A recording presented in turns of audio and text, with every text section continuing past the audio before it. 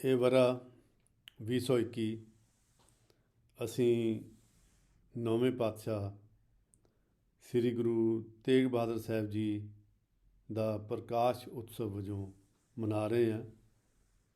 ਉਹਨਾਂ ਦਾ ਜਨਮ 1 ਅਪ੍ਰੈਲ 1621 ਨੂੰ 5 ਵਿਸਾਖ ਸੁਦੀ 5 ਅੰਮ੍ਰਿਤ ਵੇਲੇ ਅੰਮ੍ਰਿਤਸਰ ਸਾਹਿਬ ਵਿਖੇ ਹੋਇਆ ਸੀ ਔਰ ਇਹ ਸੰਨ 2021 ਹੈ ਅਤੇ ਇਸ ਕਰਕੇ ਅਸੀਂ 400 ਸਾਲਾ ਜਨਮ ਸ਼ਤਾਬਦੀ ਵਜੋਂ ਇਹ ਸਾਲ ਅਸੀਂ ਮਨਾ ਰਹੇ ਹਾਂ। ਦੇਸ਼ ਵਿਦੇਸ਼ ਦੀਆਂ ਬਹੁਤ ਸਾਰੀਆਂ ਸੰਸਥਾਵਾਂ ਇਸ ਸਾਲ ਵਿੱਚ ਨੌਵੇਂ ਪਾਤਸ਼ਾਹ ਦੇ ਨਾਲ ਸੰਬੰਧਿਤ ਲੈਕਚਰ ਕਰਵਾ ਰਹੀਆਂ, ਕਿਤਾਬਾਂ ਲਿਖਵਾ ਰਹੀਆਂ, ਹੋਰ ਉਹਨਾਂ ਦੇ ਨਾਲ ਸੰਬੰਧਿਤ ਯਾਦਗਾਰਾਂ ਜਿਹੜੀਆਂ ਉਹ ਉਸਾਰੀਆਂ ਜਾ ਰਹੀਆਂ। ਇਸੇ ਸਿਲਸਿਲੇ ਵਿੱਚ ਮੈਨੂੰ ਵੀ ਹੁਕਮ ਹੋਇਆ ਕਿ ਮੈਂ ਨੌਵੇਂ ਪਾਤਸ਼ਾਹ ਬਾਰੇ ਆਪਣੇ ਵਿਚਾਰ ਮੈਂ ਤੁਹਾਡੇ ਸਾਹਮਣੇ ਪੇਸ਼ ਕਰਾਂ। ਜਿਵੇਂ ਅਸੀਂ ਜਾਣਦੇ ਹਾਂ ਕਿ ਉਹਨਾਂ ਦੇ 1975 ਵਿੱਚ ਨੌਵੇਂ ਪਾਤਸ਼ਾਹ ਜੀ ਦੇ ਸ਼ਹੀਦੀ ਸਮਾਗਮ ਸਮੇਂ ਵੀ ਬਹੁਤ ਸਾਰੇ ਗ੍ਰੰਥ ਲਿਖੇ ਗਏ, ਸਿਮਰਤੀ ਗ੍ਰੰਥ ਲਿਖੇ ਗਏ, ਕਿਤਾਬਾਂ ਲਿਖੀਆਂ ਗਈਆਂ, ਸੰਸਥਾਵਾਂ ਬਣੀਆਂ। ਇਸੇ ਤਰ੍ਹਾਂ ਇਸ ਸਾਲ ਵੀ ਅਸੀਂ ਨੌਵੇਂ ਪਾਤਸ਼ਾਹ ਦੇ ਨਾਲ ਸੰਬੰਧਿਤ ਬਹੁਤ ਸਾਰੀਆਂ ਚੀਜ਼ਾਂ ਕਰ ਰਹੇ ਹਾਂ। ਲੇਕਿਨ 1975 ਅਤੇ 2021 ਵਿੱਚ ਇੱਕ ਫਰਕ ਹੈ ਕਿ ਅਸੀਂ 1975 ਵਿੱਚ ਉਹਨਾਂ ਦੀ ਸ਼ਹਾਦਤ ਨੂੰ ਸਮਰਪਿਤ ਜਾਂ ਉਹਨਾਂ ਦੇ ਸ਼ਹਾਦਤ ਦੇ ਸਾਕੇ ਨੂੰ ਸਨਮੁਖ ਰੱਖ ਕੇ ਬਹੁਤ ਕੁਝ ਲਿਖਿਆ, ਪੜ੍ਹਿਆ ਅਤੇ ਪੇਸ਼ ਕੀਤਾ। ਲੇਕਿਨ ਇਸ ਵਾਰ ਅਸੀਂ ਉਹਨਾਂ ਦੇ ਜਨਮ ਨੂੰ ਸਨਮੁਖ ਰੱਖ ਕੇ ਜਾਂ ਸਾਹਮਣੇ ਰੱਖ ਕੇ, ਜਾਂ ਤੁਸੀਂ ਕਹਿ ਲਓ ਉਹਨਾਂ ਦੇ ਪੂਰੇ ਜੀਵਨ ਨੂੰ ਸਾਹਮਣੇ ਰੱਖ ਕੇ ਅਸੀਂ ਆਪਣੇ ਵਿਚਾਰ ਜਿਹੜੇ ਆ ਉਹ ਪੇਸ਼ ਕਰ ਰਹੇ ਹਾਂ ਜਾਂ ਸਮਝਣ ਦੀ ਕੋਸ਼ਿਸ਼ ਕਰ ਰਹੇ ਹਾਂ। ਅਤੇ ਸਭ ਤੋਂ ਪਹਿਲਾਂ ਨੌਵੇਂ ਪਾਤਸ਼ਾਹ ਦੇ ਜਨਮ ਬਾਰੇ ਜਦੋਂ ਮੈਂ ਦੇਖਦਾ ਕਿ ਤਕਰੀਬਨ ਸਾਰੀਆਂ ਹੀ ਕਿਤਾਬਾਂ ਵਿੱਚ ਇਸ ਤਰ੍ਹਾਂ ਦੇ ਸੰਕੇਤ ਕੀਤੇ ਗਏ ਆ ਜਾਂ ਕਈ ਆਪੋ ਆਪਣੇ ਲਹਿਜ਼ੇ ਵਿੱਚ ਵਿਦਵਾਨਾਂ ਨੇ ਦੱਸਿਆ ਕਿ ਜਿਵੇਂ ਇੱਕ ਬੱਚੇ ਦਾ ਜਨਮ ਹੁੰਦਾ ਅਤੇ ਅਕਸਰ ਦੇਖਿਆ ਗਿਆ ਕਿ ਨਿੱਕੇ ਬੱਚੇ ਜਨਮ ਸਮੇਂ ਬਹੁਤ ਜ਼ਿਆਦਾ ਰੋ ਰਹੇ ਹੁੰਦੇ ਆ, ਜਾਂ ਜਿਵੇਂ ਅਸੀਂ ਅਕਸਰ ਆਪਣੇ ਘਰਾਂ ਵਿੱਚ ਦੇਖਦੇ ਹਾਂ ਕਿ ਬੱਚੇ ਜਿਹੜੇ ਆ ਉਹ ਲੱਤਾਂ ਪੈਰ ਮਾਰ ਰਹੇ ਹੁੰਦੇ ਆ। ਲੇਕਿਨ ਨੌਵੇਂ ਪਾਤਸ਼ਾਹ ਦਾ ਜਦੋਂ ਜਨਮ ਹੋਇਆ ਤਾਂ ਉਹਨਾਂ ਦੀ ਮਾਤਾ ਨੇ ਇਹ ਦੇਖਿਆ ਕਿ ਉਹ ਬਿਲਕੁਲ ਸ਼ਾਂਤ ਅਤੇ ਅਡੋਲ ਉਹ ਰਹਿੰਦੇ ਸੀਗੇ ਔਰ ਲੱਤਾਂ ਪੈਰ ਉਸ ਤਰ੍ਹਾਂ ਨਹੀਂ ਸੀ ਮਾਰ ਰਹੇ ਅਤੇ ਨਾ ਹੀ ਬੱਚਿਆਂ ਦੀ ਤਰ੍ਹਾਂ ਚੀਕ ਚਿਹਾੜਾ ਪਾਉਂਦੇ ਸੀਗੇ। ਲੇਕਿਨ ਉਹਨਾਂ ਦੀ ਮਾਤਾ ਜੀ ਨੂੰ ਥੋੜ੍ਹੀ ਚਿੰਤਾ ਹੋਈ, ਫਿਕਰ ਹੋਇਆ ਕਿ ਬੱਚੇ ਦੀ ਤਬੀਅਤ ਜਾਂ ਬੱਚੇ ਦੀ ਸਿਹਤ ਵਿੱਚ ਕੋਈ ਖਰਾਬੀ ਨਾ ਹੋਵੇ, ਕੋਈ ਨੁਕਸ ਨਾ ਹੋਵੇ। ਅਤੇ ਇਹ ਵੀ ਕਿਤਾਬਾਂ ਵਿੱਚ ਲਿਖਿਆ, ਜਦੋਂ 6ਵੇਂ ਪਾਤਸ਼ਾਹ ਗੁਰੂ ਹਰਗੋਬਿੰਦ ਜੀ ਜਦੋਂ ਆਪਣੇ ਬੇਟੇ ਨੂੰ ਦੇਖਣ ਗਏ ਪਹਿਲੀ ਵਾਰ ਤਾਂ ਉਹ ਦੇਖਦਿਆਂ ਸਾਰ ਉਹਨਾਂ ਨੇ ਵੀ ਇਹ ਨੋਟ ਕੀਤਾ ਕਿ ਬੱਚਾ ਬਿਲਕੁਲ ਵੀ ਰੋ ਨਹੀਂ ਰਿਹਾ ਜਾਂ ਉਹ ਕੋਈ ਉਸ ਤਰ੍ਹਾਂ ਲੱਤ ਪੈਰ ਨਹੀਂ ਹਿਲਾ ਰਿਹਾ ਅਤੇ ਸ਼ਾਂਤ ਚਿੱਤ ਉਹ ਆਪਣੇ ਪੰਘੂੜੇ ਵਿੱਚ ਪਾਏ ਹੋਏ ਸੀਗੇ। ਅਤੇ ਕਹਿੰਦੇ ਆ ਵੀ ਮਾਤਾ ਜੀ ਨੇ ਗੁਰੂ ਸਾਹਿਬ ਨੂੰ ਇਹ ਆਪਣੀ ਸ਼ੱਕ ਜਿਹੜੀ ਹੈ ਦੱਸੀ ਕਿ ਕਿਤੇ ਇਹਨਾਂ ਦੀ ਸਿਹਤ ਖਰਾਬ ਨਾ ਹੋਵੇ। ਤਾਂ ਗੁਰੂ ਸਾਹਿਬ ਨੇ ਉਹਨਾਂ ਦੀ ਗੱਲ ਸੁਣ ਕੇ ਬੱਚੇ ਵੱਲ ਨਿਗਾਹ ਮਾਰੀ, ਨਿਹਾਰਿਆ ਅਤੇ 6ਵੇਂ ਪਾਤਸ਼ਾਹ ਨੇ ਮੁਸਕਰਾ ਕੇ ਕਿਹਾ ਕਿ ਇਹ ਸਾਡਾ ਤਿਆਗ ਮੱਲ ਹੈ। ਔਰ ਉਹਨਾਂ ਨੇ ਇਹ ਵੀ ਸੰਕੇਤ ਕਰ ਦਿੱਤਾ ਸੀਗਾ ਕਿ ਇਹ ਗੁਰੂ ਨਾਨਕ ਦੀ ਗੁਰਿਆਈ ਦਾ ਵਾਰਿਸ ਹੋਵੇਗਾ ਔਰ ਇਹ ਬਹੁਤ ਵੱਡਾ ਤਿਆਗੀ ਹੋਵੇਗਾ। ਗੁਰੂ ਸਾਹਿਬ ਦਾ ਇਹ ਬਚਨ ਜਾਂ ਗੁਰੂ ਸਾਹਿਬ ਦੀ ਇਹ ਭਵਿੱਖਬਾਣੀ ਬਿਲਕੁਲ ਸੱਚ ਸਾਬਤ ਹੋਈ ਜਦੋਂ ਅਸੀਂ ਆਪਣੇ ਗ੍ਰੰਥਾਂ ਦੇ ਵਿੱਚ ਨੌਵੇਂ ਪਾਤਸ਼ਾਹ ਦੇ ਬਚਪਨ ਦੇ ਵੇਰਵੇ ਪੜ੍ਹਦੇ ਹਾਂ। ਜਿਵੇਂ ਬੱਚਾ ਵੱਡਾ ਹੁੰਦਾ, ਉਹ ਬੈਠਣ ਲੱਗਦਾ, ਉਹ ਰੁੜਨ ਲੱਗਦਾ, ਫਿਰ ਤੁਰਨ ਲੱਗਦਾ। ਜਿਵੇਂ ਅਕਸਰ ਬੱਚਿਆਂ ਨੂੰ ਮਾਵਾਂ ਬੜੇ ਲਾਡ ਪਿਆਰ ਨਾਲ ਉਹਨਾਂ ਦਾ ਇਸ਼ਨਾਨ ਕਰਾਉਂਦੀਆਂ, ਉਹਨਾਂ ਦੇ ਨਵੇਂ ਵਸਤਰ ਪਾਉਂਦੀਆਂ ਅਤੇ ਉਹਨਾਂ ਨੂੰ ਸਜਾ ਕੇ ਤਿਆਰ ਕਰਕੇ ਉਹਨੂੰ ਬੱਚਿਆਂ ਦੇ ਵਿੱਚ ਖੇਡਣ ਲਈ ਭੇਜ ਦਿੰਦੀਆਂ ਸਾਡੇ ਪੰਜਾਬ ਵਿੱਚ। ਇਸੇ ਤਰ੍ਹਾਂ ਹੀ ਨੌਵੇਂ ਪਾਤਸ਼ਾਹ ਦੇ ਮਾਤਾ ਜੀ ਵੀ ਉਹਨਾਂ ਦਾ ਇਸ਼ਨਾਨ ਕਰਾ ਕੇ ਨਵੇਂ ਵਸਤਰ ਪਹਿਨਾ ਕੇ ਅਤੇ ਉਹਨਾਂ ਦੇ ਸ਼ਿੰਗਾਰ ਕਰਕੇ ਉਹਨਾਂ ਨੂੰ ਬੱਚਿਆਂ ਦੇ ਵਿੱਚ ਖੇਡਣ ਲਈ ਭੇਜ ਦਿੰਦੇ ਸੀਗੇ। ਲੇਕਿਨ ਇਹ ਭਾਈ ਸੰਤੋਖ ਸਿੰਘ ਜੀ ਨੇ ਵੀ ਲਿਖਿਆ ਹੋਇਆ, ਤਵਾਰੀ ਗੁਰੂ ਖਾਲਸਾ ਵਿਗਿਆਨੀ ਗਿਆਨ ਸਿੰਘ ਨੇ ਵੀ ਲਿਖਿਆ ਹੋਇਆ ਕਿ ਅਚਾਨਕ ਕਈ ਦਫਾ ਇੱਦਾਂ ਹੁੰਦੀ ਸੀ ਕਿ ਥੋੜ੍ਹੀ ਦੇਰ ਬਾਅਦ ਜਦੋਂ ਨੌਵੇਂ ਪਾਤਸ਼ਾਹ ਵਾਪਸ ਆਉਂਦੇ ਸੀਗੇ ਤਾਂ ਉਹਨਾਂ ਦੇ ਤਨ ਦੇ ਉੱਤੇ ਉਹ ਵਸਤਰ ਨਹੀਂ ਸੀ ਹੁੰਦੇ ਜਿਹੜੇ ਉਹਨਾਂ ਨੂੰ ਪਹਿਨਾਏ ਗਏ ਹੁੰਦੇ ਸੀਗੇ। ਔਰ ਜਦੋਂ ਮਾਤਾ ਜੀ ਪੁੱਛਦੇ ਸੀਗੇ ਵੀ ਤੁਹਾਡੇ ਬੇਟਾ ਜੀ ਤੁਹਾਡੇ ਵਸਤਰ ਕਿੱਥੇ ਗਏ, ਤਾਂ ਉਹ ਅਕਸਰ ਦੱਸ ਦਿੰਦੇ ਸੀਗੇ ਕਿ ਮੈਨੂੰ ਕੋਈ ਬੱਚਾ ਇਸ ਤਰ੍ਹਾਂ ਦਾ ਮਿਲਿਆ ਜਿਹਦੇ ਕੋਲ ਕੱਪੜੇ ਨਹੀਂ ਸੀਗੇ, ਜਿਹਦੇ ਤਨ ਦੇ ਉੱਤੇ ਵਸਤਰ ਨਹੀਂ ਸੀਗੇ, ਅਤੇ ਮੈਂ ਉਹਨਾਂ ਨੂੰ ਲਾ ਕੇ ਆਪਣੇ ਵਸਤਰ ਦੇ ਆਇਆ। ਅਤੇ ਉਹ ਅਕਸਰ ਉਹ ਕਹਿ ਦਿੰਦੇ ਸੀਗੇ ਕਿ ਮੈਨੂੰ ਤਾਂ ਤੁਸੀਂ ਨਵੇਂ ਵਸਤਰ ਲੈ ਦੇਣੇ ਆ, ਪਰ ਉਹ ਬੱਚਾ ਜਿਹੜਾ ਉਹ ਨਵੇਂ ਕੱਪੜੇ ਲੈਣ ਜੋਗੇ ਨਹੀਂ ਸੀਗੇ, ਇਸ ਕਰਕੇ ਮੈਂ ਉਹਨਾਂ ਨੂੰ ਆਪਣੇ ਵਸਤਰ ਦੇ ਆਇਆ। ਇੱਕ ਇਹ ਚੀਜ਼ ਤਿਆਗ ਦੀ ਭਾਵਨਾ ਉਹਨਾਂ ਦੇ ਬਚਪਨ ਵਿੱਚ ਜਿਹੜੀ ਆ ਉਹ ਬੜੀ ਪ੍ਰਬਲ ਸੀ। ਔਰ ਦੂਜਾ ਇੱਕ ਗ੍ਰੰਥਾਂ ਵਿੱਚ ਇਹ ਵੀ ਲਿਖਿਆ ਹੋਇਆ ਕਿ ਨੌਵੇਂ ਪਾਤਸ਼ਾਹ ਬਚਪਨ ਵਿੱਚ ਅਕਸਰ ਰੋਂਦੇ ਰਹਿੰਦੇ ਸੀਗੇ, ਉਹਨਾਂ ਦੀਆਂ ਅੱਖਾਂ ਗਿੱਲੀਆਂ ਰਹਿੰਦੀਆਂ ਸੀਗੀਆਂ, ਉਹ ਕਦੇ ਉਹਨਾਂ ਨੂੰ ਕਿਸੇ ਨੇ ਹੱਸਦੇ ਨਹੀਂ ਸੀ ਦੇਖਿਆ। ਔਰ ਇੱਥੋਂ ਤੱਕ ਕਿ ਉਹ ਘਰ ਦੇ ਵਿੱਚ ਅਚਾਨਕ ਡਿਸਅਪੀਅਰ ਹੋ ਜਾਂਦੇ ਸੀਗੇ ਅਤੇ ਉਹਨੂੰ ਲੱਭ ਕੇ ਲਿਆਉਣਾ ਪੈਂਦਾ ਸੀਗਾ। ਔਰ ਤਵਾਰੀਖ ਗੁਰੂ ਖਾਲਸਾ ਵਿੱਚ ਲਿਖਿਆ ਹੋਇਆ ਵੀ ਇੱਕ ਵਾਰੀ ਬੜੀ ਦੇਰ ਤੱਕ ਉਹਨੂੰ ਲੱਭਣਾ ਪਿਆ, ਘਰ ਦੇ ਖੱਲਾਂ ਖੂੰਜੇ ਜਿਸ ਤਰ੍ਹਾਂ ਅਸੀਂ ਦੇਖਦੇ ਹਾਂ। ਕਈ ਬੱਚੇ ਸ਼ਰਾਰਤਾਂ ਵਿੱਚ ਲੁਕਦੇ ਛਿਪਦੇ ਹੁੰਦੇ ਆ, ਲੁਕਣ ਮਿੱਟੀ ਖੇਡ ਵੀ ਹੁੰਦੀ ਆ, ਲੇਕਿਨ ਗੁਰੂ ਸਾਹਿਬ ਇਸ ਤਰ੍ਹਾਂ ਖੇਡਦੇ ਨਹੀਂ ਸੀਗੇ ਵੀ ਲੁਕਣ ਮਿੱਟੀ ਖੇਡਦੇ ਸੀਗੇ। ਪਤਾ ਨਹੀਂ ਕਿਉਂ ਉਹ ਇਸ ਤਰ੍ਹਾਂ ਲੁਕ ਜਾਂਦੇ ਸੀਗੇ, ਛੁਪ ਜਾਂਦੇ ਸੀਗੇ। ਅਤੇ ਉਹਦੇ ਵਿੱਚ ਲਿਖਿਆ ਹੋਇਆ ਵੀ ਇੱਕ ਵਾਰੀ ਉਹ ਬੜੀ ਸਾਰੇ ਪਾਸੇ ਲੱਭਿਆ, ਜਿਹੜੀਆਂ ਬੱਚਿਆਂ ਦੀਆਂ ਲੁਕਣ ਗਾਹਾਂ ਹੁੰਦੀਆਂ ਉੱਥੇ ਦੇਖਿਆ, ਉਹ ਕਿਤੇ ਵੀ ਨਾ ਲੱਭੇ। ਅਤੇ ਫਿਰ ਉਹਨਾਂ ਨੂੰ ਕਿਸੇ ਕਮਾਦ ਦੇ ਖੇਤ ਵਿੱਚੋਂ ਲੱਭ ਕੇ ਲਿਆਂਦਾ, ਔਰ ਖੇਤ ਵਿੱਚ ਬੈਠੇ ਉਹ ਅਡੋਲ ਬੈਠੇ ਸੀਗੇ ਔਰ ਉੱਤੇ ਰੋ ਰਹੇ ਸੀਗੇ, ਉਹਨਾਂ ਦੀਆਂ ਅੱਖਾਂ ਗਿੱਲੀਆਂ ਸੀਗੀਆਂ। ਅਤੇ ਇਹ ਜਿਹੜੀ ਉਹਨਾਂ ਦੀ ਸਮਾਧੀ ਦੀ ਅਵਸਥਾ ਜਾਂ ਉਹਨਾਂ ਦਾ ਇਸ ਦੁਨੀਆ ਤੋਂ ਚਿੱਤ ਪਰੇ ਰਹਿਣਾ, ਬੇਲਾਗ ਰਹਿਣਾ, ਉਦਾਸ ਰਹਿਣਾ, ਇਹ ਚੀਜ਼ਾਂ ਉਹਨਾਂ ਦੇ ਬਚਪਨ ਵਿੱਚ ਹੀ ਬੜੀਆਂ ਪ੍ਰਬਲ ਰੂਪ ਵਿੱਚ ਅਸੀਂ ਲਿਖੀਆਂ ਹੋਈਆਂ ਕਿਤਾਬਾਂ ਵਿੱਚ ਪੜ੍ਹਦੇ ਹਾਂ। ਔਰ ਇਹ ਵੀ ਬੜੀ ਹੈਰਾਨੀ ਦੀ ਗੱਲ ਹੈ ਕਿ ਇਸ ਤਰ੍ਹਾਂ ਦੇ ਬੱਚੇ ਅਗਰ ਕੋਈ ਇਸ ਤਰ੍ਹਾਂ ਦਾ ਬੱਚਾ ਹੋਵੇ ਅਤੇ ਸਾਨੂੰ ਇਸ ਤਰ੍ਹਾਂ ਲੱਗਦਾ ਕਿ ਸ਼ਾਇਦ ਉਹ ਐਜੂਕੇਸ਼ਨ ਦੇ ਵਿੱਚ ਜਾਂ ਉਸ ਵੇਲੇ ਜਿਹੜੀ ਬੱਚਿਆਂ ਨੂੰ ਸ਼ਸਤਰ ਵਿੱਦਿਆ ਦਿੱਤੀ ਜਾਂਦੀ ਸੀ ਉਹਦੇ ਵਿੱਚ ਸ਼ਾਇਦ ਉਹ ਨਿਪੁੰਨ ਨਹੀਂ ਹੋਏਗਾ।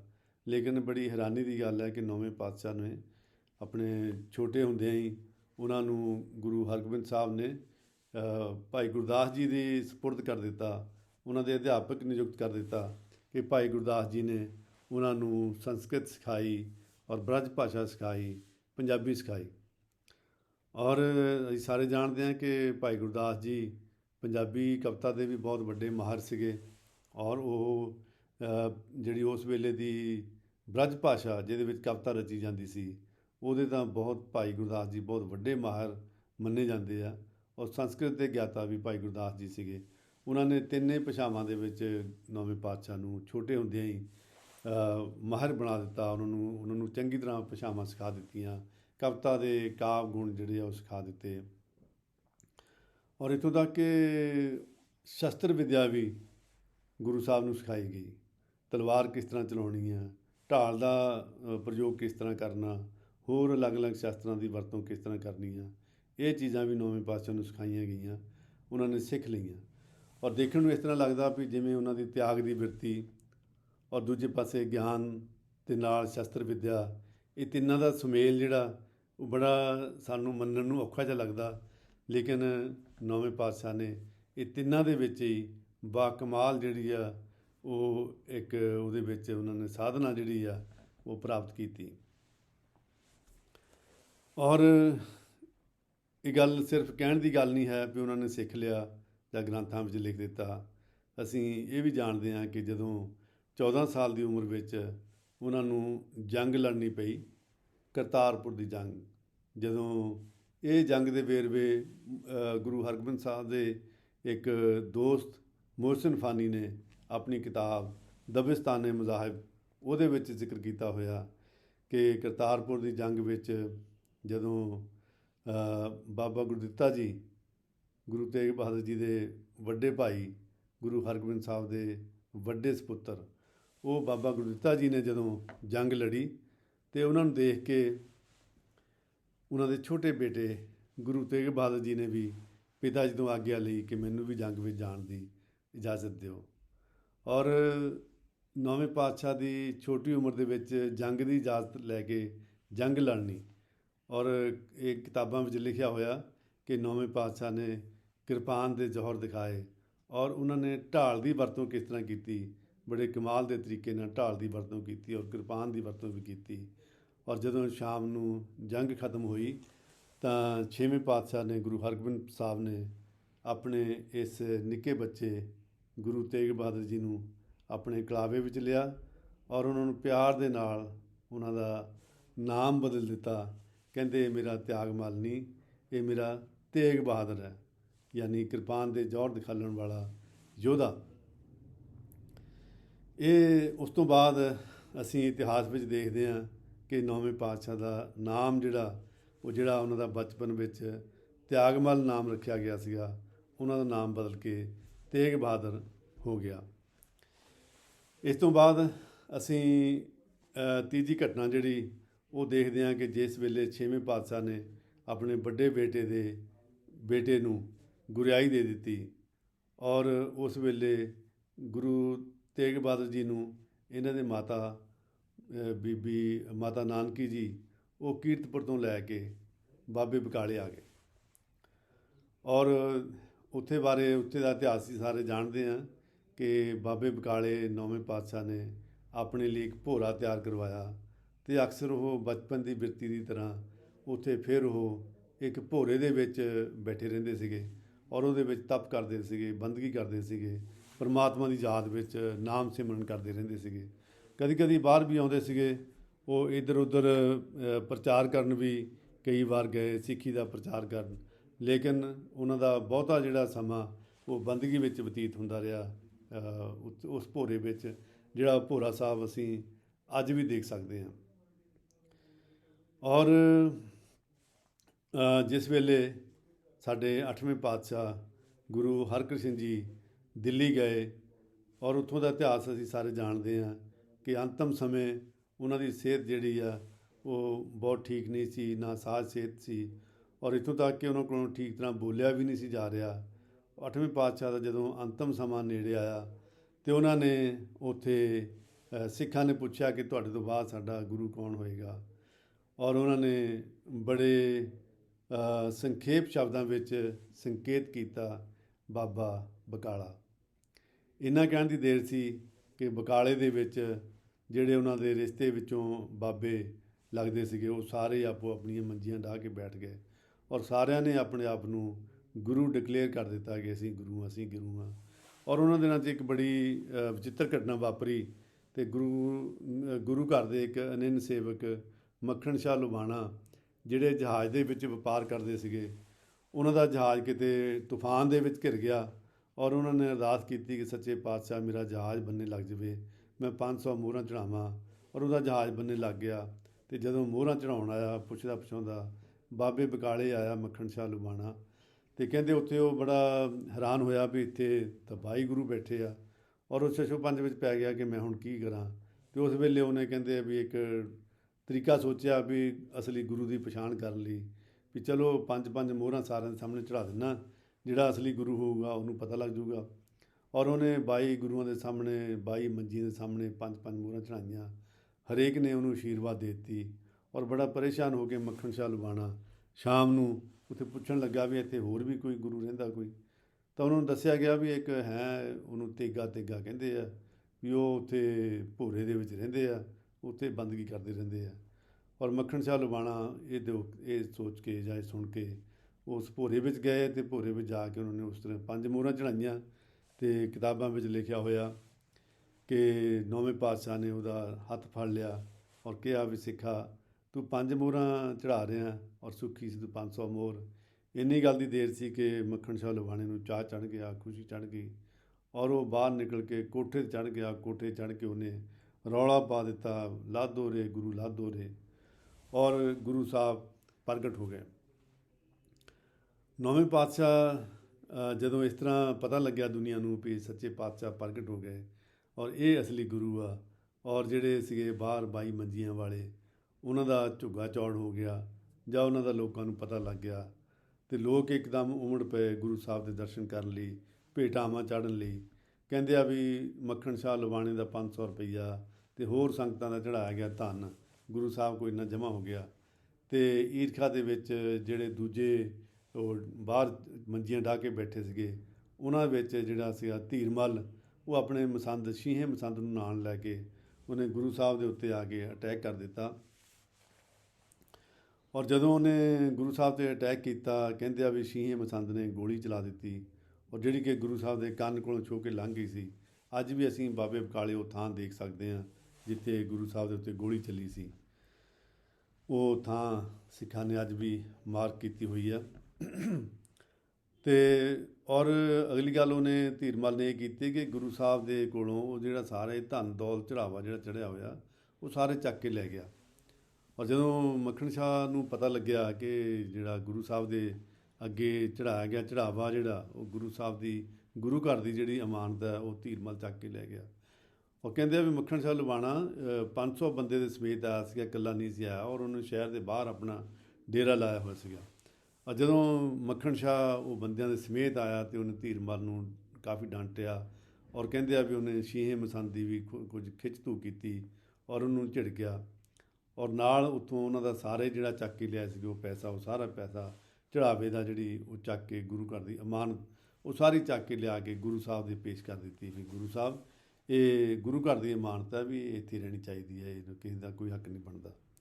ਉਸ ਵੇਲੇ ਵੀ ਬੜੀ ਹੈਰਾਨੀ ਵਾਲੀ ਗੱਲ ਜਿਹੜੀ ਸਾਡੇ ਸਾਹਮਣੇ ਆਉਂਦੀ ਆ ਕਿ ਇਹ ਡਿਬੇਟ ਜਿਹੜੀ ਭਾਈ ਸੰਤੋਖ ਸਿੰਘ ਜੀ ਨੇ ਸੂਰਜ ਪ੍ਰਕਾਸ਼ ਵਿੱਚ ਲਿਖੀ ਹੋਈ ਆ ਕਿ 9ਵੇਂ ਪਾਤਸ਼ਾਹ ਜੀ ਨੇ ਮੱਖਣ ਸ਼ਾਹ ਲਵਾਣੇ ਨੂੰ ਸਮਝਾਇਆ ਕਿ ਇਹ ਜਿਹੜਾ ਚੜ੍ਹਾਵਾ ਹੁੰਦਾ ਇਹ ਕੋਈ ਬਹੁਤੀ ਵਧੀਆ ਚੀਜ਼ ਨਹੀਂ ਹੁੰਦੀ, ਔਰ ਉਹਨਾਂ ਨੇ ਜਿਹੜਾ ਲਫ਼ਜ਼ ਵਰਤਿਆ ਕਿ ਇਹ ਜ਼ਹਿਰ ਦੀਆਂ ਪੰਡਾਂ, ਵੀ ਇਹ ਜ਼ਹਿਰ ਦੀਆਂ ਪੰਡਾਂ ਸਾਨੂੰ ਨਹੀਂ ਚਾਹੀਦੀਆਂ, ਇਹ ਤੂੰ ਚੱਕ ਕੇ ਉਹਨਾਂ ਨੂੰ ਵਾਪਸ ਦੇ ਆ। ਕਹਿੰਦੇ ਆ ਵੀ ਕਾਫੀ ਦੇਰ ਤੱਕ ਉਹਨਾਂ ਦੀ ਇਹ ਡਿਸਕਸ਼ਨ ਜਾਂ ਇਹ ਵਿਚਾਰ ਹੁੰਦੀ ਰਹੀ। ਅਖੀਰ ਵਿੱਚ ਗੁਰੂ ਸਾਹਿਬ ਨੇ ਮੱਖਣ ਸ਼ਾਹ ਨੂੰ ਕਨਵਿੰਸ ਕੀਤਾ ਔਰ ਮੱਖਣ ਸ਼ਾਹ ਉਹ ਚੜ੍ਹਾਵਾ ਲੈ ਕੇ ਫਿਰ ਜਾ ਕੇ ਧੀਰਮਲ ਨੂੰ ਵਾਪਸ ਦੇ ਆਏ। ਇੱਥੋਂ ਵੀ ਉਹਨਾਂ ਦੇ ਤਿਆਗ ਦੀ ਜਿਹੜੀ ਆ ਭਾਵਨਾ, ਐਡਾ ਪ੍ਰਬਲ ਤਿਆਗ ਦਾ ਭਾਵ ਜਿਹੜਾ ਸਾਨੂੰ ਪ੍ਰਗਟ ਹੁੰਦਾ 9ਵੇਂ ਪਾਤਸ਼ਾਹ ਦਾ। ਬੇਸ਼ੱਕ ਉਹ ਤਿਆਗਮਲ ਤੋਂ ਤੇਗ ਬਹਾਦਰ ਹੋ ਗਏ, ਔਰ ਇਹ ਬੜੀ ਵਿਚਿੱਤਰ ਜਿਹੀ ਗੱਲ ਹੈ ਕਿ ਜਿਸ ਵੇਲੇ ਉਹਨਾਂ ਦਾ ਨਾਂ ਤਿਆਗਮਲ ਸੀ, ਉਸ ਵੇਲੇ ਉਹ ਤਿਆਗੀ ਤਾਂ ਸੀਗੇ ਹੀ, ਔਰ ਨਾਲ ਉਹਨਾਂ ਨੇ ਸ਼ਸਤਰ ਵਿੱਦਿਆ ਵੀ ਸਿੱਖੀ। ਲੇਕਿਨ ਜਦੋਂ ਉਹਨਾਂ ਨੇ ਸ਼ਸਤਰ ਵਿੱਦਿਆ ਆਪਣੇ ਤਲਵਾਰ ਦੇ ਜੌਹਰ ਦਿਖਾਏ, ਤੇਗ ਦੇ ਜੌਹਰ ਦਿਖਾਏ, ਜਦੋਂ ਉਹਨਾਂ ਦਾ ਨਾਮ ਤੇਗ ਬਹਾਦਰ ਹੋ ਗਿਆ, ਉਹ ਤੋਂ ਬਾਅਦ ਉਹਨਾਂ ਨੇ ਕਦੇ ਵੀ ਜੰਗ ਨਹੀਂ ਲੜੀ। ਔਰ ਉਹਨਾਂ ਦਾ ਜਿਹੜਾ ਤਿਆਗ ਦਾ ਭਾਵ ਹੈ ਉਹ ਉਸ ਤਰ੍ਹਾਂ ਹੀ ਉਮਰ ਭਰ ਤਾ ਉਮਰ ਉਹ ਪ੍ਰਬਲ ਰਿਹਾ। ਔਰ ਜਿਹੜਾ ਕਿ ਅਸੀਂ ਉਹ ਗੁਰਿਆਈ ਮਿਲਣ ਵੇਲੇ ਵੀ ਅਸੀਂ ਦੇਖਦੇ ਹਾਂ ਕਿ ਉਹਨਾਂ ਨੇ ਸਾਰਾ ਚੜ੍ਹਾਵਾ ਜਿਹੜਾ ਉਹ ਗੁਰੂ ਘਰ ਦੀ ਇਮਾਨਤ ਸੀ, ਗੁਰੂ ਘਰ ਦਾ ਹੱਕ ਸੀ, ਉਹ ਸਾਰੇ ਚੜ੍ਹਾਵਾ ਮੱਖਣ ਸ਼ਾਹ ਲਵਾਣੇ ਨੂੰ ਕਹਿ ਕੇ ਉਹ ਧੀਰਮਲ ਨੂੰ ਵਾਪਸ ਕਰਵਾ ਦਿੱਤਾ। ਉਹ ਤੋਂ ਬਾਅਦ ਗੁਰੂ ਸਾਹਿਬ ਨੇ ਆਪਣੀ ਸਾਰੀ ਜ਼ਿੰਦਗੀ ਜਿਹੜੀ ਆ ਉਹ ਯਾਤਰਾਵਾਂ ਦੇ ਵਿੱਚ ਬਤੀਤ ਕੀਤੀ। ਬਹੁਤ ਸਾਰੀਆਂ ਥਾਵਾਂ 'ਤੇ ਗਏ, ਉਹਨਾਂ ਨੇ ਸਿੱਖੀ ਦਾ ਪ੍ਰਚਾਰ ਕੀਤਾ। ਅਤੇ ਇੱਕ ਅਸੀਂ ਇਤਿਹਾਸ ਵਿੱਚ ਇਹ ਵੀ ਦੇਖਦੇ ਹਾਂ ਵੀ ਜਿਵੇਂ ਗੁਰੂ ਨਾਨਕ ਸਾਹਿਬ ਨੇ ਆਪਣੇ ਜੀਵਨ ਵਿੱਚ 4 ਉਦਾਸੀਆਂ ਕੀਤੀਆਂ ਸੀਗੀਆਂ, ਬਹੁਤ ਚਾਰੇ ਦਿਸ਼ਾਵਾਂ ਦੇ ਵਿੱਚ ਉਹਨਾਂ ਨੇ ਉਸ ਵੇਲੇ ਦੇ ਜਿਹੜੇ ਪ੍ਰਮੁੱਖ ਸੰਸਥਾਵਾਂ ਜਾਂ ਪ੍ਰਮੁੱਖ ਜਿਹੜੀਆਂ ਥਾਵਾਂ ਸੀਗੀਆਂ, ਉੱਥੇ ਗੁਰੂ ਸਾਹਿਬ ਵੱਡੇ ਵੱਡੇ ਲੋਕਾਂ ਨੂੰ ਜਾ ਕੇ ਮਿਲੇ ਸੀਗੇ, ਉਹਨਾਂ ਨਾਲ ਉਹਨਾਂ ਨੇ ਵਿਚਾਰ ਚਰਚਾ ਕੀਤੀ ਸੀ, ਉਹਨਾਂ ਨੂੰ ਸਿੱਖੀ ਨਾਲ ਉਹਨਾਂ ਨੇ ਜੋੜਿਆ ਸੀਗਾ, ਸਿੱਖੀ ਤੋਂ ਕਨਵਿੰਸ ਕਰਾਇਆ ਸੀਗਾ।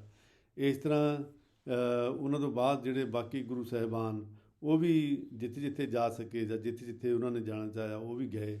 ਔਰ ਇਸੇ ਤਰ੍ਹਾਂ ਹੀ ਸਾਡੇ 9ਵੇਂ ਪਾਤਸ਼ਾਹ ਵੀ ਬਹੁਤ ਦੂਰ ਦੂਰ ਦੀਆਂ ਯਾਤਰਾਵਾਂ ਉਹਨਾਂ ਨੇ ਕੀਤੀਆਂ।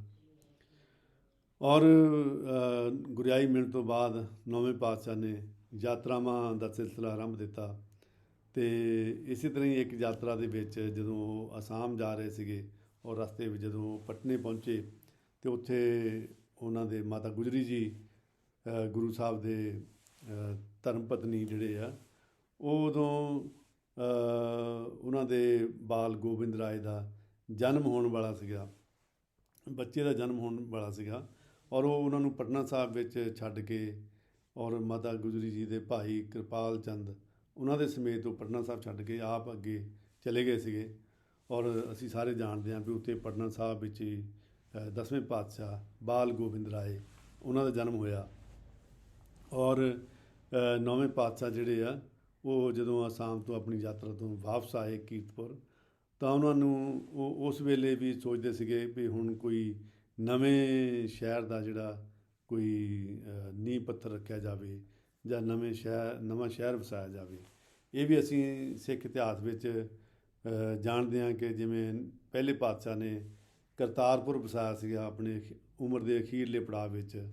ਇਸੇ ਤਰ੍ਹਾਂ ਹੀ ਕਰਤਾਰਪੁਰ ਤੋਂ ਗੁਰੂ ਅੰਗਦ ਦੇਵ ਜੀ ਨੂੰ ਉਹਨਾਂ ਨੇ ਖਡੂਰ ਸਾਹਿਬ ਵਸਾਉਣ ਲਈ ਜਾਂ ਖਡੂਰ ਸਾਹਿਬ ਜਾਣ ਲਈ ਕਹਿ ਦਿੱਤਾ ਸੀਗਾ। ਔਰ ਖਡੂਰ ਸਾਹਿਬ ਤੋਂ ਤੀਜੇ ਪਾਤਸ਼ਾਹ ਨੂੰ ਗੁਰੂ ਅੰਗਦ ਦੇਵ ਜੀ ਨੇ ਗੁਰੂ ਅਮਰਦਾਸ ਜੀ ਨੂੰ ਗੋਇੰਦਵਾਲ ਸਾਹਿਬ ਭੇਜ ਦਿੱਤਾ ਸੀਗਾ। ਗੋਇੰਦਵਾਲ ਸ਼ਹਿਰ ਉਹਨਾਂ ਨੇ ਵਸਾਇਆ। ਇਸੇ ਤਰ੍ਹਾਂ ਹੀ ਚੌਥੇ ਪਾਤਸ਼ਾਹ ਨੇ ਅੰਮ੍ਰਿਤਸਰ ਸ਼ਹਿਰ ਵਸਾਇਆ। ਪੰਜਵੇਂ ਪਾਤਸ਼ਾਹ ਨੇ ਤਰਨਤਾਰਨ ਸ਼ਹਿਰ ਵਸਾਇਆ। ਛੇਵੇਂ ਪਾਤਸ਼ਾਹ ਨੇ ਕੀਰਤਪੁਰ ਸ਼ਹਿਰ ਵਸਾਇਆ। ਇਸੇ ਤਰ੍ਹਾਂ ਹੀ 9ਵੇਂ ਪਾਤਸ਼ਾਹ ਨੇ ਅਨੰਦਪੁਰ ਸ਼ਹਿਰ ਵਸਾਇਆ। ਔਰ ਕਹਿੰਦੇ ਆ ਵੀ ਉਹਨਾਂ ਨੇ ਪਹਾੜੀ ਰਾਜਿਆਂ ਤੋਂ ਇੱਕ ਪਹਾੜੀ ਰਾਜੇ ਤੋਂ ਉਹ ਜਗ੍ਹਾ ਲੈ ਕੇ ਨਵਾਂ ਸ਼ਹਿਰ ਵਸਾਇਆ, ਔਰ ਉਹਨਾਂ ਦਾ ਉਸ ਸ਼ਹਿਰ ਦਾ ਨਾਂ ਉਹਨਾਂ ਨੇ ਆਪਣੀ ਮਾਤਾ ਜੀ ਦੇ ਨਾਂ 'ਤੇ ਰੱਖਿਆ। ਔਰ ਜਦੋਂ ਅਸੀਂ ਅਨੰਦਪੁਰ ਸਾਹਿਬ ਪਹੁੰਚ ਜਾਂਦੇ ਹਾਂ, 9ਵੇਂ ਪਾਤਸ਼ਾਹ ਨੇ ਉਸ ਸ਼ਹਿਰ ਦੀ ਉਸਾਰੀ ਕਰਵਾਈ ਅਤੇ ਘਰ ਬਣਾਏ। ਔਰ ਉੱਥੇ ਖਾਸ ਤੌਰ ਦੇ ਉੱਤੇ ਜਿਹੜੀ ਗੱਲ ਸਾਡੇ ਸਿੱਖ ਇਤਿਹਾਸ ਵਿੱਚ ਜਿਹਦੇ ਵੱਲ ਧਿਆਨ ਕੇਂਦਰਿਤ ਨਹੀਂ ਕੀਤਾ ਗਿਆ ਜਾਂ ਜਿਹਦੇ ਵੱਲ ਕਿਸੇ ਨੇ ਬਹੁਤਾ ਗੌਰ ਨਾਲ ਦੱਸਿਆ ਨਹੀਂ ਹੈ, ਇੱਕ ਕਿਤਾਬ ਹਿੰਦੀ ਵਿੱਚ ਡਾਕਟਰ ਚੰਦਰ ਸ਼ੇਖਰ ਉਹਨਾਂ ਨੇ ਲਿਖੀ ਹੋਈ ਆ ਪਾਂਡੂਲਿਪੀਆਂ, ਔਰ ਉਹਦੀ ਭੂਮਿਕਾ ਦੇ ਵਿੱਚ ਉਹਨੂੰ ਦੱਸਿਆ ਹੋਇਆ ਵੀ ਕਿਸ ਤਰ੍ਹਾਂ 9ਵੇਂ ਪਾਤਸ਼ਾਹ ਨੇ ਉਸ ਵੇਲੇ ਦੇਸ਼ ਵਿਦੇਸ਼ ਆਪਣੇ ਬੜੇ ਦੂਰ ਦਰਾਡੇ ਤੋਂ ਜਿਹੜੇ ਪੰਡਤ ਜਿਹੜੇ ਆ ਵਿਦਵਾਨ ਪੰਡਤ ਉਹਨਾਂ ਨੂੰ ਬੁਲਾਇਆ, ਔਰ ਉਹਨਾਂ ਸਾਹਮਣੇ ਇੱਕ ਪ੍ਰੋਜੈਕਟ ਰੱਖਿਆ ਕਿ ਉਹਨਾਂ ਨੇ ਦੁਨੀਆ ਆਪਣੇ ਦੇਸ਼ ਭਰ ਦੇ ਜਿਹੜੇ ਗ੍ਰੰਥ ਜਿਹੜੇ ਸੰਸਕ੍ਰਿਤ ਦੇ, ਬ੍ਰਜ ਦੇ ਜਾਂ ਜਿਹੜੇ ਦੂਜੀਆਂ ਭਾਸ਼ਾਵਾਂ ਵਿੱਚ ਲਿਖੇ ਹੋਏ ਉਹਨਾਂ ਨੂੰ ਅਨੁਵਾਦ ਕਰਨ ਲਈ ਉਹਨਾਂ ਨੇ ਇੱਕ ਟੀਮ ਤਿਆਰ ਕੀਤੀ ਸੀ ਵਿਦਵਾਨਾਂ ਦੀ। ਔਰ ਉਹ ਕੰਮ ਅਨੰਦਪੁਰ ਸਾਹਿਬ ਵਿੱਚ 9ਵੇਂ ਪਾਤਸ਼ਾਹ ਨੇ ਜਾਰੀ ਕੀਤਾ।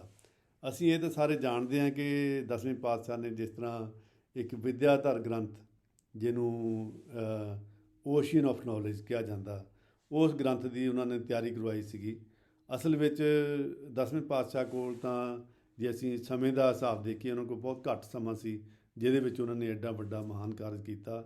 ਪਰ ਇਹ ਸਾਨੂੰ ਸਾਡੇ ਇਤਿਹਾਸਕਾਰਾਂ ਨੂੰ ਜਾਂ ਸਾਡੇ ਵਿਦਵਾਨਾਂ ਨੂੰ ਇਸ ਗੱਲ ਵੱਲ ਉਹ ਗਏ ਨਹੀਂ ਜਾਂ ਇਹਦਾ ਘੱਟ ਪਤਾ ਕਿ ਅਸਲ ਵਿੱਚ ਉਸ ਵੱਡੇ ਪ੍ਰੋਜੈਕਟ ਦਾ ਜਿਹੜਾ ਨੀਂਹ ਪੱਥਰ ਹੈਗਾ ਉਹ 9ਵੇਂ ਪਾਤਸ਼ਾਹ ਨੇ ਖੁਦ ਰੱਖਿਆ ਸੀਗਾ। ਉਹਨਾਂ ਨੇ ਖੁਦ ਵਿਦਵਾਨਾਂ ਨੂੰ ਬੁਲਾ ਕੇ ਉੱਥੇ ਉਹ ਕੰਮ ਕੀਤਾ ਸੀਗਾ। ਔਰ ਫਿਰ ਅਸੀਂ ਜਾਣਦੇ ਹਾਂ ਕਿ ਜਿਸ ਤਰ੍ਹਾਂ 5 ਸਾਲ ਦੇ 10ਵੇਂ ਪਾਤਸ਼ਾਹ ਬਾਲ ਗੋਬਿੰਦ ਰਾਏ ਉਹ ਅਨੰਦਪੁਰ ਸਾਹਿਬ ਆਏ, ਔਰ ਸਾਰੇ ਸ਼ਹਿਰ ਵਿੱਚ ਬੜੇ ਚਾਅ ਹੋਏ, ਲੋਕਾਂ ਨੂੰ ਚਾਅ ਚੜ੍ਹ ਗਿਆ। ਇੰਨੀ ਖੁਸ਼ੀ ਮਨਾਈ ਗਈ ਕਿ 9ਵੇਂ ਪਾਤਸ਼ਾਹ ਨੇ ਉਸ ਦਿਨ ਸ਼ਹਿਰ ਦਾ ਨਾਮ ਬਦਲ ਦਿੱਤਾ ਕਿ ਇਹ ਹੁਣ ਸ਼ਹਿਰ ਜਿਹੜਾ ਅਨੰਦਪੁਰ ਹੈ। ਉਹ ਤੋਂ ਬਾਅਦ ਉਸ ਸ਼ਹਿਰ ਨੂੰ ਸਾਰੇ ਦੁਨੀਆ ਜਿਹੜੀ ਆ ਲੋਕ ਅਨੰਦਪੁਰ ਕਹਿਣ ਲੱਗ ਪਏ, ਔਰ ਬੜੀ ਚਹਿਲ ਪਹਿਲ ਹੋ ਗਈ।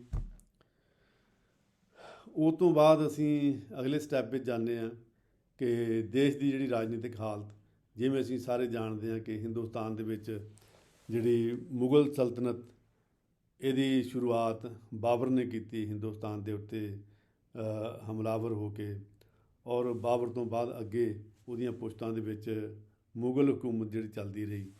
ਔਰ ਅਖੀਰ ਦੇ ਵਿੱਚ ਜਿਵੇਂ ਜਿਵੇਂ ਮੁਗਲਾਂ ਦੇ ਪੈਰ ਪੱਕੇ ਹੁੰਦੇ ਗਏ ਔਰ ਉਹਨਾਂ ਦਾ ਰਾਜ ਵਿਸ਼ਾਲ ਹੁੰਦਾ ਗਿਆ, ਉਵੇਂ ਉਵੇਂ ਉਹ ਮੁਗਲ ਰਾਜ ਕਠੋਰਤਾ ਦੀਆਂ ਹੱਦਾਂ ਪਾਰ ਕਰਦਾ ਗਿਆ। ਔਰ ਇਤਿਹਾਸਕਾਰ ਸਾਰੇ ਲਿਖਦੇ ਆ ਕਿ ਔਰੰਗਜ਼ੇਬ ਦੇ ਵੇਲੇ ਤੱਕ ਸਾਰੇ ਹਿੰਦੁਸਤਾਨ ਦੇ ਵਿੱਚ ਮੁਗਲ ਹਕੂਮਤ ਦੀ ਜਿਹੜੇ ਪੈਰ ਬਹੁਤ ਜ਼ਿਆਦਾ ਸਖਤੀ ਨਾਲ ਜੰਮ ਚੁੱਕੇ ਸੀਗੇ, ਔਰ ਉਹ ਰਾਜ ਬੜਾ ਵਿਸ਼ਾਲ ਰਾਜ ਸੀਗਾ ਔਰ ਬੜਾ ਕਰੂਰ ਰਾਜ ਸੀਗਾ। ਔਰ ਖ਼ਾਸ ਤੌਰ ਦੇ ਉੱਤੇ ਔਰੰਗਜ਼ੇਬ ਦੀ ਜਿਹੜੀ ਪਾਲਿਸੀ ਸੀ ਉਹ ਇਹ ਸੀ ਕਿ ਹਿੰਦੁਸਤਾਨ ਦੇ ਵਿੱਚ ਸਿਰਫ ਇੱਕੋ ਹੀ ਧਰਮ ਜਿਹੜਾ ਰਹਿਣਾ ਚਾਹੀਦਾ, ਇੱਕੋ ਹੀ ਧਰਮ ਨੂੰ ਮੰਨਣ ਵਾਲੇ ਲੋਕ ਰਹਿਣੇ ਚਾਹੀਦੇ ਆ, ਉਹ ਧਰਮ ਸੀ ਇਸਲਾਮ ਧਰਮ। ਔਰ ਖ਼ਾਸ ਤੌਰ ਦੇ ਉੱਤੇ ਉਹਨਾਂ ਨੇ ਉਸ ਵੇਲੇ ਹਿੰਦੂਆਂ ਦੇ ਉੱਤੇ ਤੱਦੀ ਸ਼ੁਰੂ ਕਰ ਦਿੱਤੀ। ਔਰ ਇਹ ਵੀ ਇਤਿਹਾਸਕਾਰ ਜਾਣਦੇ ਆ ਕਿ ਜਿਹੜੇ ਕਸ਼ਮੀਰੀ ਪੰਡਤ ਜਿਹੜੇ ਆ ਇਹ ਹਿੰਦੁਸਤਾਨ ਵਿੱਚ ਬੜੇ ਸ਼ੁੱਧ ਤੇ ਬੜੇ ਵਿਦਵਾਨ ਮੰਨੇ ਜਾਂਦੇ ਸੀਗੇ। ਔਰ ਇਸੇ ਕਰਕੇ ਔਰੰਗਜ਼ੇਬ ਦੀ ਜ਼ਿਆਦਾ ਜਿਹੜੀ ਆ ਫੋਕਸ ਉਹਨੇ ਕਸ਼ਮੀਰ ਦੇ ਉੱਤੇ ਕੀਤਾ ਕਿ ਜਿਹੜੇ ਕਸ਼ਮੀਰ ਦੇ ਹਿੰਦੂ, ਕਸ਼ਮੀਰ ਦੇ ਪੰਡਤ, ਅਗਰ ਇਹ ਮੁਸਲਮਾਨ ਬਣ ਜਾਣ ਤਾਂ ਸਾਰਾ ਦੇਸ਼ ਜਿਹੜਾ ਉਹ ਮੁਸਲਮਾਨ ਬਣ ਸਕਦਾ।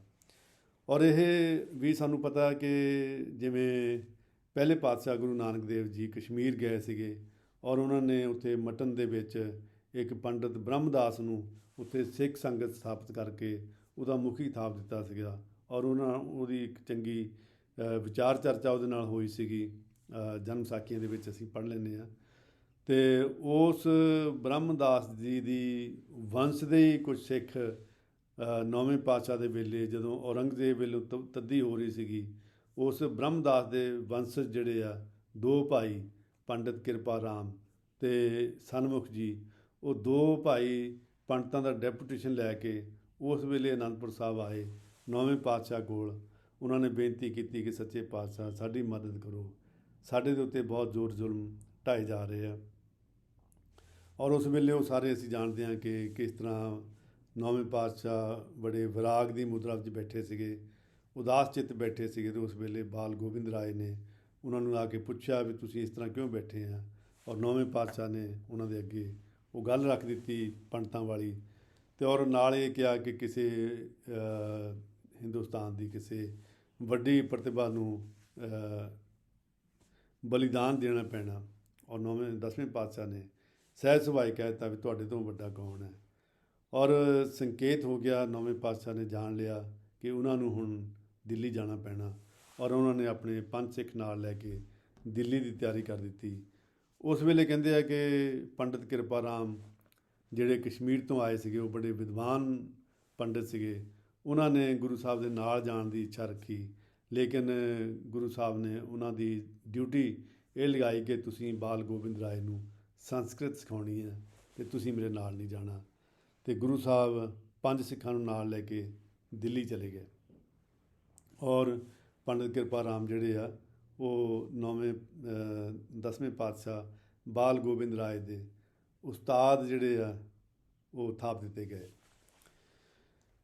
ਫਿਰ ਅਸੀਂ ਦਿੱਲੀ ਪਹੁੰਚ ਜਾਂਦੇ ਹਾਂ ਕਿ ਦਿੱਲੀ ਜਦੋਂ ਨੌਵੇਂ ਪਾਤਸ਼ਾਹ ਦੀ ਉਹਨਾਂ ਸਿੱਖਾਂ ਦੇ ਨਾਲ ਸਮੇਤ ਗ੍ਰਿਫਤਾਰੀ ਹੋਈ, ਉਹ ਗ੍ਰਿਫਤਾਰੀ ਵੀ ਬੜੀ ਡਰਾਮੈਟਿਕ ਤਰੀਕੇ ਨਾਲ ਹੋਈ।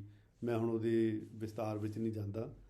ਅਤੇ ਜਦੋਂ ਉਹਨਾਂ ਨੂੰ ਗ੍ਰਿਫਤਾਰ ਕਰਕੇ ਇੱਕ ਕੋਠੜੀ ਦੇ ਵਿੱਚ ਬੰਦ ਕਰ ਦਿੱਤਾ ਗਿਆ ਅਤੇ ਉਹਦੇ ਬਾਅਦ ਹਕੂਮਤ ਵੱਲੋਂ ਉਹਨਾਂ ਦੇ ਉੱਤੇ ਸਵਾਲ ਹੋਏ, ਉਹਨਾਂ ਦੇ ਅੱਗੇ ਕੁਝ ਪੇਸ਼ਕਸ਼ਾਂ ਹੋਈਆਂ। ਜਿਵੇਂ ਨੌਵੇਂ ਪਾਤਸ਼ਾਹ ਨੂੰ ਕਿਹਾ ਗਿਆ ਤੁਸੀਂ ਕਰਾਮਾਤ ਦਿਖਾਓ, ਉਹਨਾਂ ਨੇ ਕਰਾਮਾਤ ਦਿਖਾਉਣ ਤੋਂ ਨਾਂਹ ਕਰ ਦਿੱਤੀ। ਉਹਨਾਂ ਨੂੰ ਇਸਲਾਮ ਧਾਰਨ ਕਰਨ ਲਈ ਕਿਹਾ ਗਿਆ, ਉਹਨਾਂ ਨੇ ਇਸਲਾਮ ਧਾਰਨ ਕਰਨ ਤੋਂ ਵੀ ਨਾਂਹ ਕਰ ਦਿੱਤੀ। ਔਰ ਬੜੇ ਦਿਨ ਇਹ ਕਸ਼ਮਕਸ਼ ਚੱਲਦੀ ਰਹੀ। ਅਖੀਰ ਦੇ ਵਿੱਚ ਹਕੂਮਤ ਜਿਹੜੀ ਆ ਉਹ ਧਮਕੀਆਂ 'ਤੇ ਆ ਗਈ, ਡਰਾਵਿਆਂ 'ਤੇ ਆ ਗਈ, ਔਰ ਡਰਾਵਿਆਂ ਤੋਂ ਵੱਧ ਕੇ ਅਤਿਆਚਾਰਾਂ 'ਤੇ ਆ ਗਈ। ਔਰ ਅਸੀਂ ਸਾਰੇ ਜਾਣਦੇ ਹਾਂ ਕਿ ਨੌਵੇਂ ਪਾਤਸ਼ਾਹ ਨੂੰ ਮਨਾਉਣ ਦੇ ਲਈ ਜਾਂ ਉਹਨਾਂ ਨੂੰ ਆਪਣੇ ਇਰਾਦੇ ਤੋਂ ਪਰੇ ਕਰਨ ਲਈ ਇਹ ਯਤਨ ਹੋਏ ਕਿ ਉਹਨਾਂ ਦੇ ਦੋਸਤ, ਉਹਨਾਂ ਦੇ ਸਿੱਖ, ਪਰਮ ਸਿੱਖ ਭਾਈ ਮਤੀ ਦਾਸ ਜੀ, ਉਹਨਾਂ ਨੂੰ ਦੋ ਫੱਟਿਆਂ ਦੇ ਵਿੱਚ ਬੰਨ੍ਹ ਕੇ ਉਹਨਾਂ ਦੇ ਸਿਰ 'ਤੇ ਆਰਾ ਰੱਖਿਆ ਗਿਆ। ਔਰ ਜਿਸ ਵੇਲੇ ਉਹਨਾਂ ਦੇ ਆਰਾ ਰੱਖਿਆ ਗਿਆ, ਉਹਨਾਂ ਨੂੰ ਪੁੱਛਿਆ ਕਿ ਭਾਈ ਮਤੀ ਦਾਸ ਜੀ ਵੀ ਤੁਹਾਡੀ ਅੰਤਮ ਇੱਛਾ ਜਿਹੜੀ ਕੀ ਆ। ਔਰ ਉਹਨਾਂ ਨੇ ਕਿਹਾ ਕਿ ਮੇਰਾ ਜਿਹੜਾ ਸੀਸ, ਜਿਹੜਾ ਮੇਰਾ ਮੁੱਖ ਜਿਹੜਾ ਉਹ ਅੰਤਮ ਸਮੇਂ ਗੁਰੂ ਸਾਹਿਬ ਵੱਲ ਰੱਖਿਆ ਜਾਵੇ। ਇਸ ਤਰ੍ਹਾਂ ਉਹਨਾਂ ਨੇ ਉਹਨੂੰ ਭਾਈ ਮਤੀ ਦਾਸ ਜੀ ਨੂੰ ਆਰੇ ਨਾਲ ਚੀਰ ਦਿੱਤਾ। ਔਰ ਉਹ ਤੋਂ ਬਾਅਦ ਜਿਹੜੇ ਭਾਈ ਸਤੀ ਦਾਸ ਜੀ, ਉਹਨਾਂ ਨੂੰ ਰੂੰ ਦੇ ਵਿੱਚ ਬੰਨ੍ਹ ਕੇ ਅੱਗ ਲਾ ਕੇ ਸਾੜ ਦਿੱਤਾ ਗਿਆ। ਤੀਜੇ ਸਿੱਖ ਭਾਈ ਦਿਆਲ ਜੀ ਨੂੰ ਇੱਕ ਉਬਲਦੇ ਹੋਏ ਦੇਗੇ ਦੇ ਵਿੱਚ ਬਿਠਾਲ ਕੇ ਉਹਨਾਂ ਨੂੰ ਉਬਾਲ ਦਿੱਤਾ ਗਿਆ। ਮੇਰਾ ਖਿਆਲ ਹੈ ਇਹ ਤੋਂ ਵੱਧ ਟੌਰਚਰ ਕੀ ਹੋ ਸਕਦਾ ਸੀ। ਉਹਨਾਂ ਨੇ ਨੌਵੇਂ ਪਾਤਸ਼ਾਹ ਦੇ ਸਾਹਮਣੇ ਉਹਨਾਂ ਦੇ ਪਰਮ ਸਿੱਖਾਂ ਨੂੰ ਇਸ ਤਰ੍ਹਾਂ ਸ਼ਹੀਦ ਕਰ ਦਿੱਤਾ। ਔਰ ਅਕਹਿ ਅਤੇ ਅਸਹਿ ਦੁੱਖ ਦਿੱਤੇ ਗਏ ਉਹਨਾਂ ਨੂੰ। ਔਰ ਸ਼ਾਇਦ ਹੀ ਦੁਨੀਆ ਦੇ ਇਤਿਹਾਸ ਵਿੱਚ ਸਾਨੂੰ ਇਸ ਤਰ੍ਹਾਂ ਦੀਆਂ ਚੀਜ਼ਾਂ ਮਿਲਦੀਆਂ ਹੋਣ। ਲੇਕਿਨ ਜਦੋਂ ਅਖੀਰ ਦੇ ਵਿੱਚ ਨੌਵੇਂ ਪਾਤਸ਼ਾਹ ਨੂੰ ਫਿਰ ਉਹੀ ਸਵਾਲ ਕੀਤੇ ਗਏ, ਨੌਵੇਂ ਪਾਤਸ਼ਾਹ ਫਿਰ ਉਸੇ ਤਰ੍ਹਾਂ ਹੀ ਅਡੋਲ ਰਹੇ। ਉਹਨਾਂ ਨੇ ਆਪਣਾ ਸਿਰੜ ਜਿਹੜਾ ਉਹ ਨਹੀਂ ਛੱਡਿਆ। ਅਖੀਰ ਉਹ ਜਿਹੜਾ ਆਖਰੀ ਵਕਤ ਆਇਆ ਔਰ ਜਲਾਲੁਦੀਨ ਜਿਹੜਾ ਬੜਾ ਤਾਕਤਵਰ ਜਲਾਦ ਜਿਹੜਾ ਉਹ ਨੌਵੇਂ ਪਾਤਸ਼ਾਹ ਦੇ ਸਾਹਮਣੇ ਆਇਆ। ਔਰ ਇਸ ਵਾਕਿਏ ਨੂੰ ਮੈਂ ਸਮਝਦਾ ਕਿ ਇੱਕ ਮੈਕਾਲਬ ਸਾਹਿਬ ਨੇ ਬਹੁਤ ਹੀ ਇੱਕ ਹੈਰਤ ਅੰਗੇਜ਼ ਅੰਦਾਜ਼ ਦੇ ਵਿੱਚ ਪੇਸ਼ ਕੀਤਾ।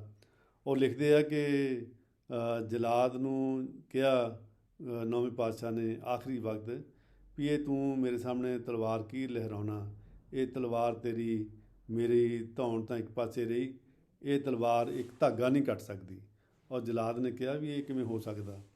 ਕਹਿੰਦੇ ਆ ਵੀ ਮਕਾਲਬ ਸਾਹਿਬ ਨੇ ਇਹ ਗੱਲ ਲਿਖੀ ਆ ਕਿ ਨੌਵੇਂ ਪਾਤਸ਼ਾਹ ਨੇ ਕਾਗਜ਼ ਲਿਆ ਔਰ ਕਾਗਜ਼ ਦੇ ਉੱਤੇ ਇੱਕ ਸ਼ਲੋਕ ਲਿਖਿਆ, ਉਹਨੂੰ ਲਪੇਟ ਕੇ ਧਾਗੇ ਨਾਲ ਬੰਨ੍ਹ ਕੇ ਉਹਦੀ ਜਲਾਦ ਦੀ ਤਲਵਾਰ ਨਾਲ ਬੰਨ੍ਹ ਦਿੱਤਾ ਔਰ ਉਹਨੂੰ ਕਿਹਾ ਕਿ ਹੁਣ ਤੂੰ ਦੇਖ ਲਈ ਵੀ ਤੇਰੀ ਤਲਵਾਰ ਜਿਹੜੀ ਆ ਇਹ ਧਾਗਾ ਵੀ ਨਹੀਂ ਕੱਟ ਸਕੂਗੀ। ਕਹਿੰਦੇ ਨੌਵੇਂ ਪਾਤਸ਼ਾਹ ਨੇ ਆਖਰੀ ਵਕਤ ਉੱਥੇ ਚਾਂਦਨੀ ਚੌਂਕ ਦੇ ਵਿੱਚ ਖੂਹ ਸੀ ਔਰ ਖੂਹ ਦੇ ਉੱਤੇ ਇਸ਼ਨਾਨ ਕੀਤਾ ਉਹਨਾਂ ਨੇ ਔਰ ਉਸ ਤੋਂ ਬਾਅਦ ਉਹਨਾਂ ਨੇ ਜਪਜੀ ਸਾਹਿਬ ਦਾ ਪਾਠ ਕੀਤਾ। ਜਪਜੀ ਸਾਹਿਬ ਦਾ ਪਾਠ ਜਿਸ ਥੜੇ ਦੇ ਉੱਤੇ ਬੈਠ ਕੇ ਉਹਨਾਂ ਨੇ ਕੀਤਾ ਔਰ ਉਹਨਾਂ ਨੇ ਜਲਾਦ ਨੂੰ ਕਿਹਾ ਕਿ ਜਪਜੀ ਸਾਹਿਬ ਦੇ ਪਾਠ ਦੇ ਅਖੀਰ ਵਿੱਚ ਜਦੋਂ ਆਖਰੀ ਸ਼ਲੋਕ ਮੈਂ ਪੜ੍ਹਾਂਗਾ, ਮੈਂ ਅਕਾਲ ਪੁਰਖ ਨੂੰ ਨਤਮਸਤਕ ਹੋਣ ਲਈ ਧੌਣ ਝੁਕਾਵਾਂਗਾ ਤਾਂ ਤੂੰ ਆਪਣੀ ਤਲਵਾਰ ਦਾ ਜ਼ੋਰ ਦੇ ਨਾਲ ਵਾਰ ਕਰਨਾ। ਕਹਿੰਦੇ ਜਦੋਂ ਉਸ ਜਲਾਦ ਨੇ ਤਲਵਾਰ ਦਾ ਵਾਰ ਕੀਤਾ ਅਤੇ ਉਸ ਵੇਲੇ ਗੁਰੂ ਸਾਹਿਬ ਦਾ ਸੀਸ ਜਿਹੜਾ ਉਹ ਧੜ ਨਾਲੋਂ ਅਲਹਿਦਾ ਹੋ ਗਿਆ ਔਰ ਜਲਾਦ ਬੜਾ ਹੈਰਾਨ ਹੋਇਆ ਵੀ ਇਹ ਤਾਂ ਕਹਿੰਦੇ ਸੀ ਕਿ ਤਲਵਾਰ ਨਾਲ ਧਾਗਾ ਵੀ ਨਹੀਂ ਕੱਟਿਆ ਜਾਣਾ, ਪਰ ਇਹ ਤਾਂ ਸੀਸ ਕੱਟਿਆ ਗਿਆ ਵੀ ਕੀ ਹੋਇਆ। ਔਰ ਜਦੋਂ ਉਹਨੇ ਤਲਵਾਰ ਨਾਲ ਬੰਨਿਆ ਧਾਗਾ ਜਿਹੜਾ ਉਹ ਖੋਲ੍ਹ ਕੇ ਦੇਖਿਆ, ਉਹਦੇ ਵਿੱਚ ਜਿਹੜੀ ਪਰਚੀ ਲਿਖੀ ਹੋਈ ਸੀ ਉਹਦੇ ਵਿੱਚ ਲਿਖਿਆ ਹੋਇਆ ਸੀਗਾ ਸੀਸ ਦੀਆ ਪਰ ਸਿਰ ਨਾ ਦੀਆ। ਕਹਿੰਦੇ ਆ ਵੀ ਜਲਾਦ ਇਹ ਕਰਾਮਾਤ, ਇਹ ਮੁਕੱਦਸ ਜਿਹੜਾ ਸੰਕੇਤ ਗੁਰੂ ਸਾਹਿਬ ਦਾ ਇਹ ਜਾਣ ਕੇ ਉਹ ਬੜਾ ਪਛਤਾਵੇ ਵਿੱਚ ਚਲਾ ਗਿਆ ਸੀਗਾ। ਇਹ ਵੀ ਸਾਡੀਆਂ ਇਤਿਹਾਸਕ ਕਿਤਾਬਾਂ ਵਿੱਚ ਲਿਖਿਆ ਮਿਲਦਾ। ਔਰ ਗੁਰੂ ਸਾਹਿਬ ਜਿਹੜੇ ਜਿਸ ਸੰਕਲਪ ਨੂੰ ਲੈ ਕੇ ਗਏ ਸੀਗੇ, ਜਿਸ ਇਰਾਦੇ ਨੂੰ ਲੈ ਕੇ ਗਏ ਸੀਗੇ, ਗੁਰੂ ਸਾਹਿਬ ਉਸ ਇਰਾਦੇ ਤੋਂ ਬਿਲਕੁਲ ਵੀ ਡੋਲੇ ਨਹੀਂ। ਉਹਨਾਂ ਨੇ ਆਪਣਾ ਸੀਸ ਕੁਰਬਾਨ ਕਰ ਦਿੱਤਾ, ਲੇਕਿਨ ਉਹਨਾਂ ਨੇ ਆਪਣਾ ਇਰਾਦਾ ਨਹੀਂ ਬਦਲਿਆ। ਸੀਸ ਦਿਆ ਪਰ ਸਿਰ ਨਾ ਦਿਆ।